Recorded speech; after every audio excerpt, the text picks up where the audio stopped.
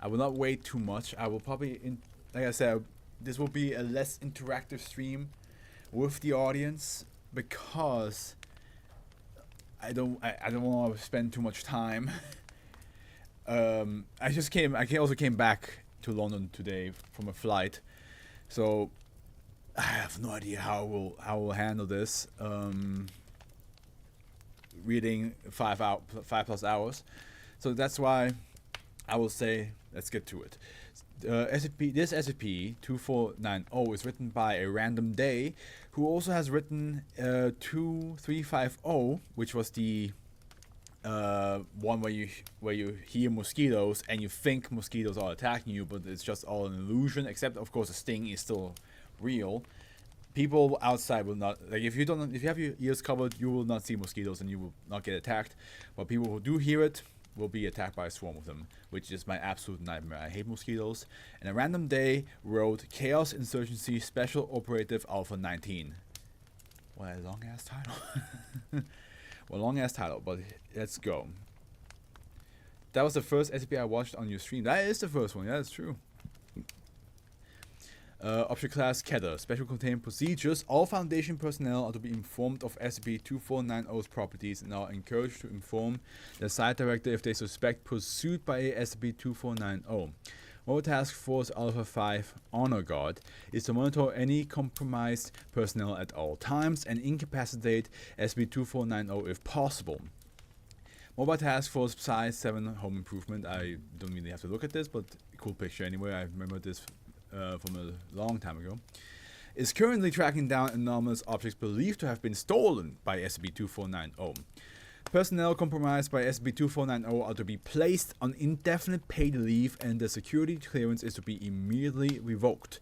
Any anomalous object that the compromised personnel worked with should be moved to secondary classified location at the discretion of the Site Director. If the object cannot be moved, then all security measures, codes, guard schedules, modular perimeter defenses around it are to be modified immediately, with an emphasis on constant in-person surveillance. Employees attacked by SCP-2490 should be transferred to Site 44A, Foundation Center for Neurological Disease.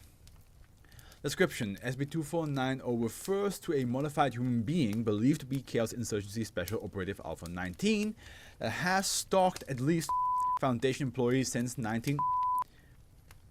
That's a long ass title for a modified human being.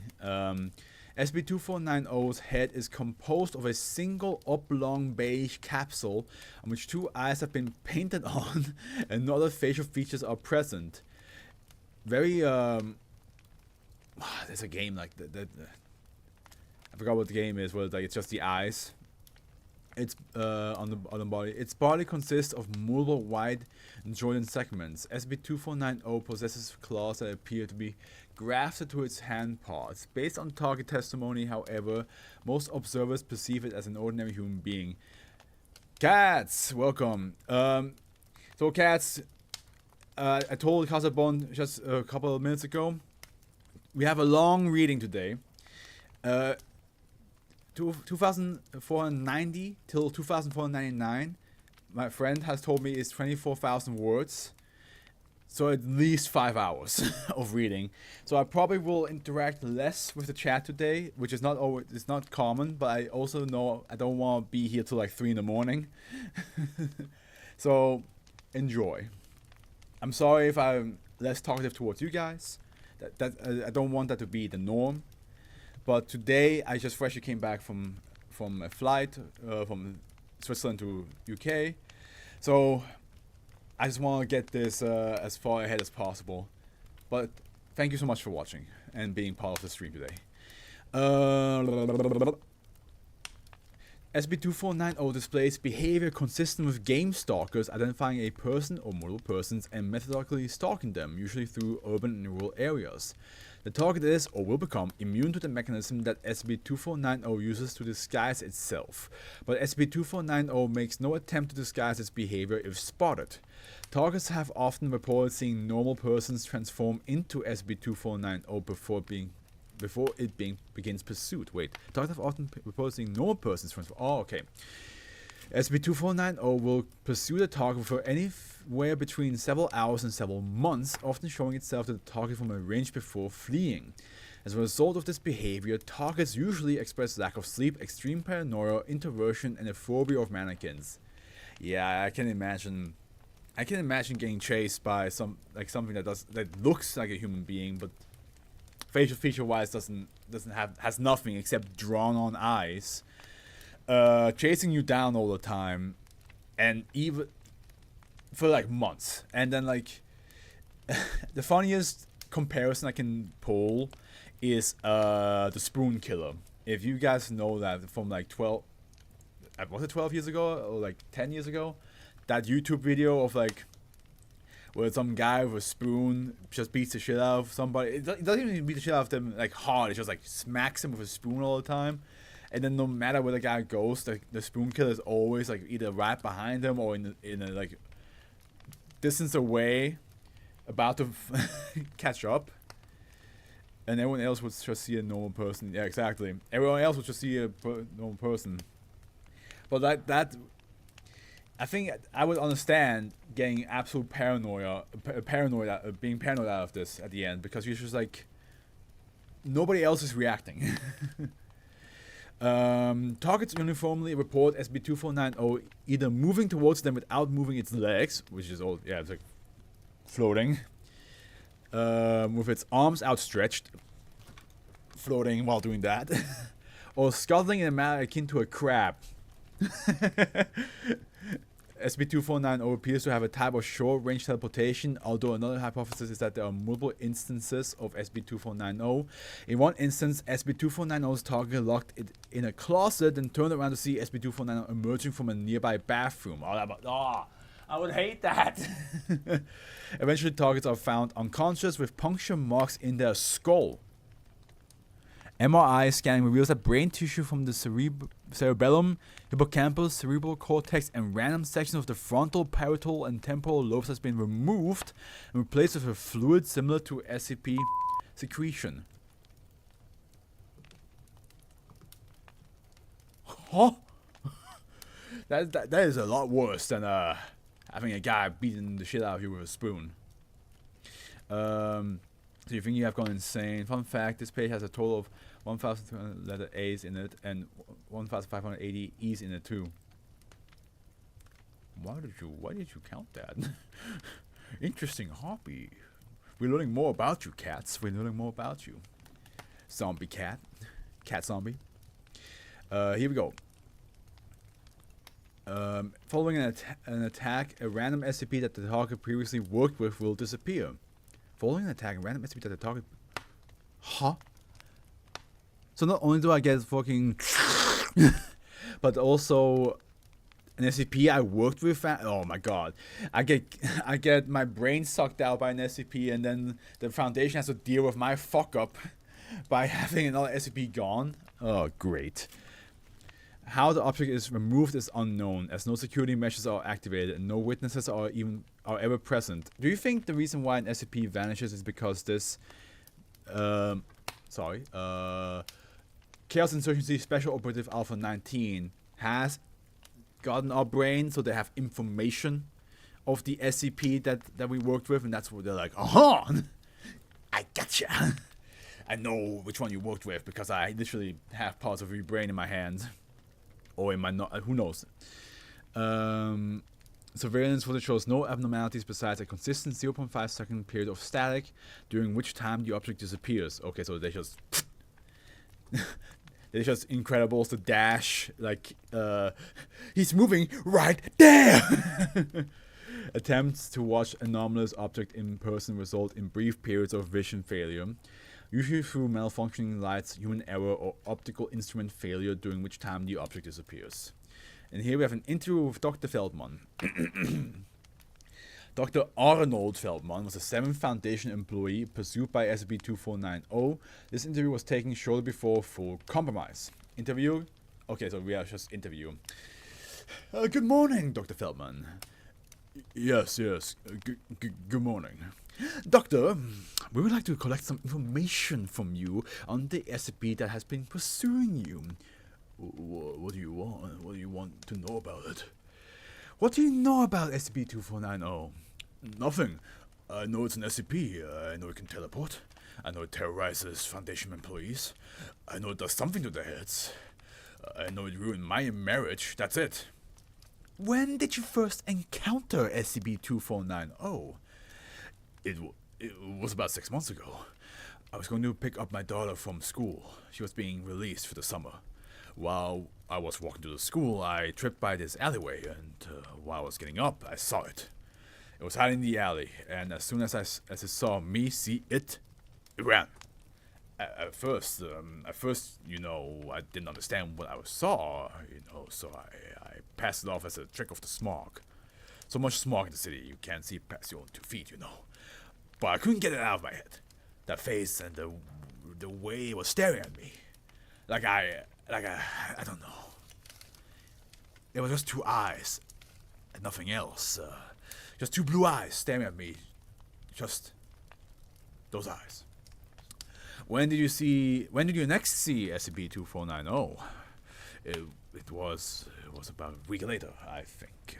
I was on my way to Site 33 and I heard a rustling sound. It was quiet, almost unnoticeable, and then I saw it again, scuttling down the road like a crab. I saw this thing, like a mannequin made out of, I don't know, gigantic plastic pills. It was on its back and running on its arms and legs. And the scuttling, it was this horrid rattling noise that got quiet as it moved around the corner. I just couldn't believe what I saw.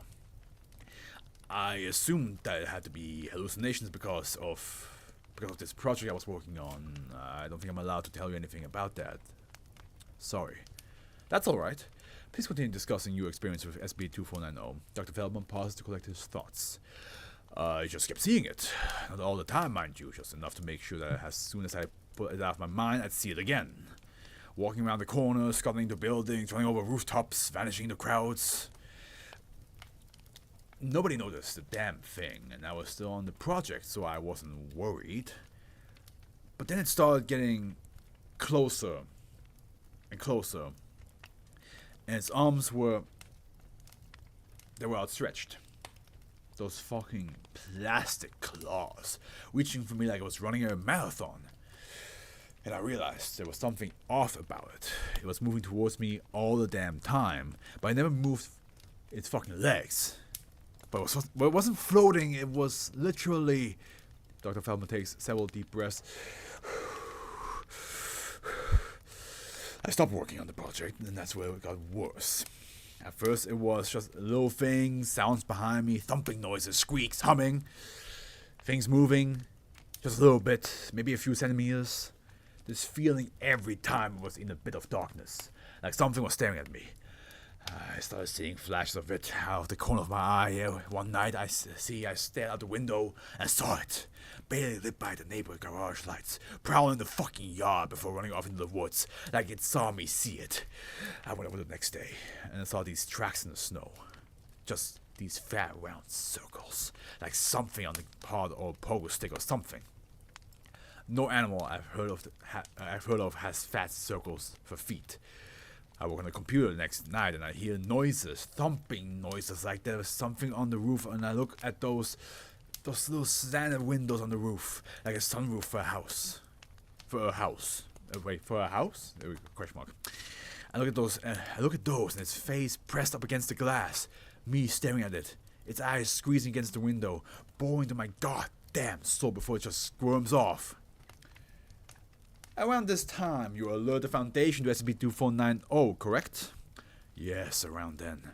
I got yelled at a bit by my supervisor and got some security measures and an MTF guard. Security measure. The film begins hyperventilating briefly before coming down, okay.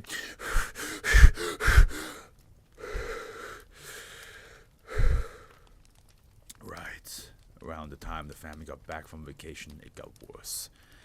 I got sleeping pills just so I could do without a nightlight. Couldn't let them know what was wrong.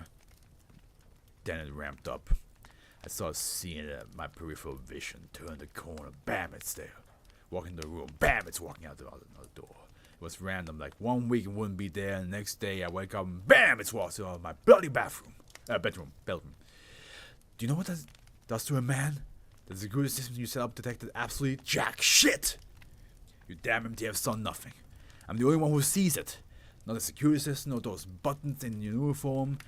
Pavati and Downey knows I'm on edge. But what I tell them? So I'm just being haunted by a demonic mannequin? Dr. Feldman begins to shiver and wraps his arms around his body. The interviewer stands up to raise the temperature of the interviewing room. Don't go. You leave and it's just me and it. One night, see, I'm brushing my teeth. I was on edge, but I hadn't seen it in a few days. Then as I'm staring into the mirror, I see it. Its head just rising out of the bathtub. There's not even enough room to lie down in that tub, but this thing was rising out of the bathtub like it was growing. 2 beady little eyes on a fat beige pill of a head. I whipped around and there was nothing. Nothing there except a thumping sound. Like somebody walked out of the bathroom. So I went out and brought an axe. The next day, I'm working on a project report and I hear a buzzing noise. I took to my left and it's just standing there, watching me with those beady blue eyes and those horrible claws on its arms clasped together. Then I blink. And it's gone. 3 days ago, I woke up in the middle of the night to get a drink and grab the axe. As I passed my daughter's room, I heard something moving around. You know what I saw when I opened the door? SCP-2490, I presume. Nothing! Just Danny murmuring in her sleep. Nothing there. So I turn around and guess where it's right at the end of the hall. I pissed myself, you understand? I turned around and was face to face with that thing, and it slips into my bedroom. I charged into the bedroom with that axe, and there's nothing there except my wife, awake and staring at me with an axe in my hands. The next day, Pavati took my daughter, and they went to live with her parents. What can I do? I can't go after them. What if it does that too? Have you seen SB-2490 since then? Yes. Follow me on the way here. I lost it about a mile back. Thank you, Dr. Feldman. Dr. Krishnamurthy will be here shortly. Wait, I'm not done. There's something else about it. I've been noticing something else about it. Sometimes it's smaller than usual. Like it's sometimes only 2/3 as large as it usually is.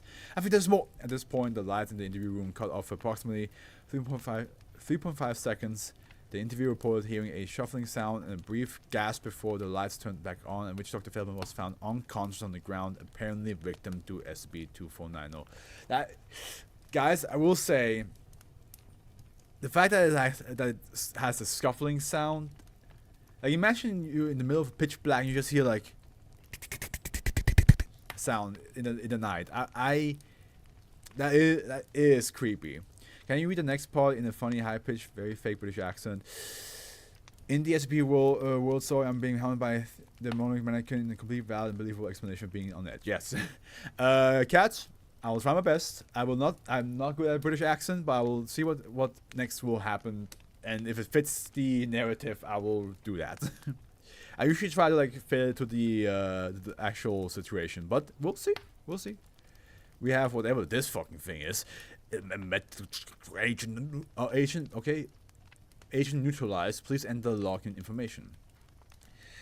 Oh boy, there's so much. The following document was acquired from a GOC database during the event of Redacted.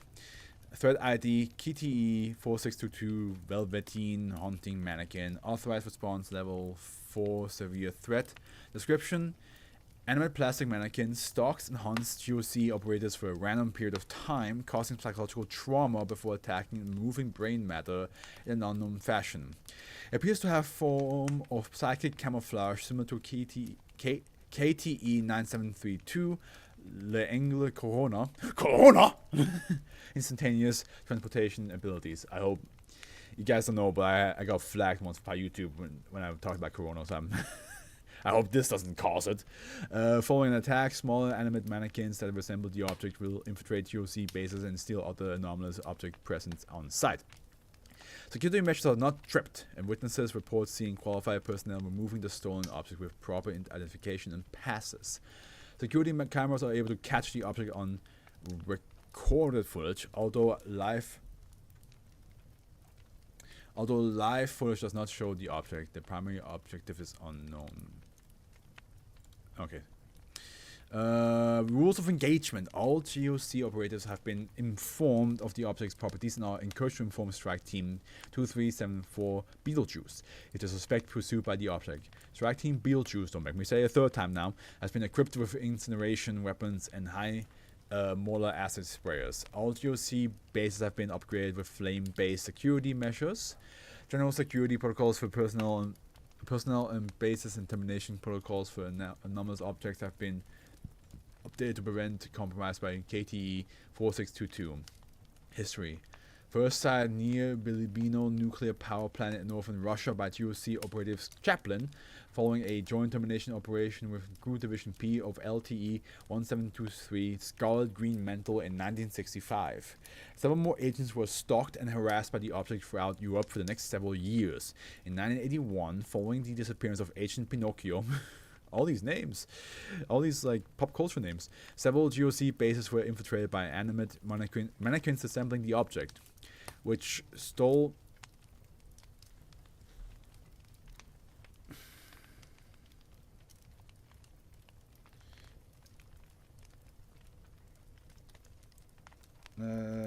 noch ist gut vor allem die zweite Hälfte. I probably have to call my mom after this real quick because she's giving me feedback and I want about something I'm working on, and I want to like know what she means. Witnesses reported seeing qualified personnel take the object, stating that they provide proper clearance. Once the standard checks of security, which caught these discrepancies as of 1990, no less than 75 GOC personnel and 45 anomalous objects have been compromised by the objects. Operatives within the Foundation report affiliation with the group Chaos Insurgency. The following document was acquired, okay, this is not very long, from a raid on a Chaos Insurgency base of operations, data redacted per 05 command. Certain information has been redacted. The serial catalog number SC59/471-68/666. Okay. Document type, step compilation. Dates received 0604. Okay, so the 6th, 4th, 59th through 11th, 28th, 68. So around roughly 7 years. No, wait, 9 years. Operation status open. Data command eyes only. Okay. Forward. We know not from. Are you reading only this SCP or more? I don't want to give you sass cats, but the title does say SB 2490-99, which means from 90 to 99. But this is you have the best military. So I will read every Saturday and Sunday 10 in numerical not order. What was I? You have to. Okay. We know not from whence it came. Wait, I have to. Don't worry about it. People have asked me that question quite a couple times. Like, it happens. It happens. Don't worry. Wait, high pitched. You said. High. I don't think I can do a British accent and high pitch, but I'm going to do a high pitch. We know not from whence it came. One like that assault is relentless. No, that doesn't sound right. Assault is relentless. Friend to neither beast nor man, the mannequin and its children draw ever closer. It feeds on our men and its children, on our possessions. Hiding in the shadows will not deter them, so let us hide in plain sight. When the time comes, we of the insurgency will pass this plague onto our foes as it was passed on to us. Hereafter, we of Delta Command document the steps of the plan as described by the engineer of the Chaos Insurgency. Step 59/471. On September 11th, the mannequin will target a Gamma-class personnel redacted in Base 24. Tell other personnel in the base that he has been infected by an anomalous pathogen. He's being kept on for study, and the only way to stay clean is to ignore his talk of being stalked. Step number 2, 2. Step 60/756. Open the golden gateway currently housed in base 13 and allow the creature that exit to escape. Ensure that the Alpha class personnel redacted are allowed to escape, but modify their seeker microchips so that they are directed to any Gamma class Foundation or GOC moles. Imagine being raided by the Chaos Insurgency and the sound like that.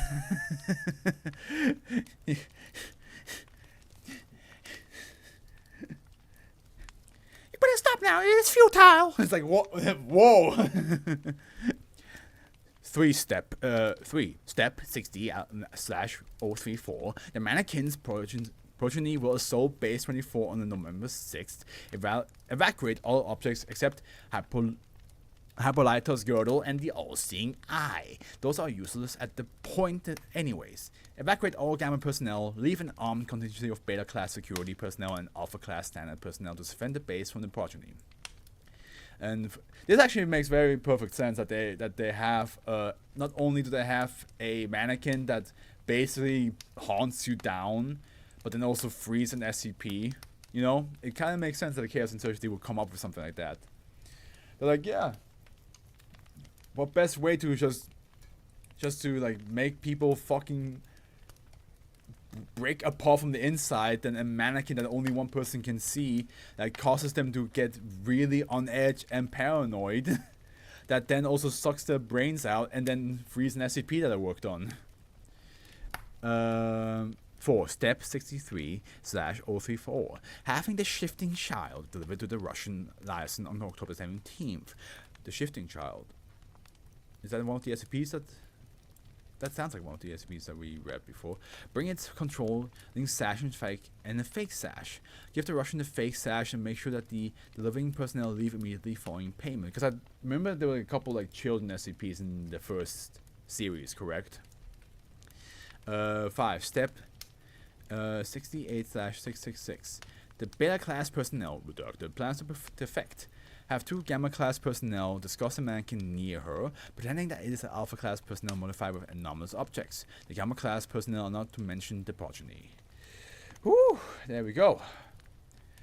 That was a hefty read for the. That's a good start though of today's stream. Gotta say, that's a good start.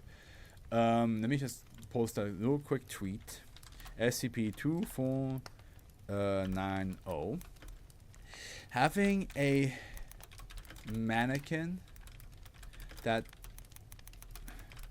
slowly gets closer but runs away when you look at it, just for it to drain your brain out and freeze an anomaly you worked on, is perfect Chaos Insurgency shenanigans. I would hate dealing with this. I do want more of that high-pitched British accent. I will not make any promises. I would hate dealing with this thing. But what I mean, I would just be so, like, the idea already that somebody is after you is already creepy enough on its own. If it's an SCP or not, you know, it's already bad enough. If you have the feeling of being watched, that's already like bad enough, right? And then also breaking and entering, right? Like somebody is not only do you feel being watched, you're being stalked, and then somebody actually gets in your house. I just now had a video of Wendigoon. I watched a video of Wendigoon today that talked about that one teenage boy in the 90s or early 2000s, one or the other, who broke into a girl that he dated, went on a date once. He broke into her house and lived in her walls for a whole year. And she was convinced there was something off. Like she was very like religious, so she at first believed it was like some sort of demon. But like the father did not believe her until like he one day opened the closet and he was hiding in there with a hatchet. So again, the idea of not only are you being followed, you're being stalked, but also they're in your house is insane, and you cannot stop that thing. If it's in your house, it's too late. Like they're in your house. Like you look at them, they run away, sure, but eventually, Like, yeah, I would hate dealing with that. That sounds crazy. Dude, like, that story is insane. Because it's, at first, the first time I heard it, I thought they're like, oh, she's an ex of his, and he decided to, like, want to, like, stay with her longer. But then when Mannequin explained it, it sounded more like they went on a date once and then talked maybe a couple more times, and that was enough for this. And also, he had some weird obsession with her having a dead mom, so he broke into her house, hid in the basement wall. What case was it? Let me look it up for you, because Wendigoon titled it Boy That Lived in the Wall. I forgot what the case specifically is called. You've likely heard. Sorry, Wendigoon.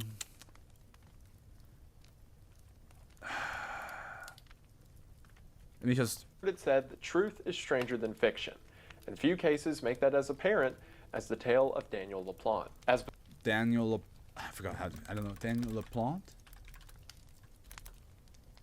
LaPlante. Yeah. Okay. Here, I will copy the text, and you can. Here we go. That's the guy's name. Okay, I'll be right back, guys. I will have to do a quick call.